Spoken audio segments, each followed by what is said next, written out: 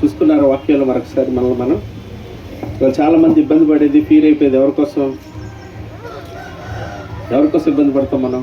ఎవరికోసం కష్టపడుతున్నాం? ఈ కథ ఎవరికోసం? పిల్లల కోసం. ఏ తల్లులను అడగండి, పిల్లలను తల్లులు కానీ పిల్లలను వాళ్ళు ఎవరైనా అడిగితే మేము ఎట్ట ఉన్నా పర్లేదయ్యా, మేము ఏమైపోయినా పర్లేదా, పిల్లల కోసం ప్రార్థన చేయండి, పిల్లలు మారట్లేదయ్యా, పిల్లలు రావట్లేదు, పిల్లలు చేయండి ఎంతసేపు పిల్లలు. మరి తల్లిదండ్రులు ఏం చేయాలి? జాగ్రత్త కష్టపడి దాచి మూటలో చాట్లో పెట్లు ఎన్ని రేపు 10 ఇవ్వాలి పిల్లలు. రేపు 10 ఏం చేయాలి? వాళ్ళన్నీ అవి తీసుకుని రోడ్ల మీద ఊళ్ళో అట్లా తిరిగి వాళ్ళు కూడా వెళ్ళిపోయే పరిస్థితి వస్తుంది. అవి జన్మ అందరికీ అదే ఫీల్ ఉంటుంది. నాకు ఉంది.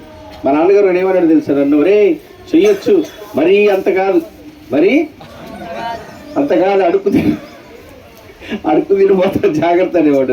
దేవుడికి స్తోత్రం కలుగుతుంది కాక. హల్లెలూయా. నమ్మదగిన దేవుడు ఆయన, మాట ఇస్తే నెరవేర్చే దేవుడు ఆయన. చెప్పాడు చేస్తాం అంతేనని చెప్పి ఆయన కృపను బట్టి చేపించేవాడు. దేవుడి స్తోత్రం. ఇదే మనకి రేపొద్దున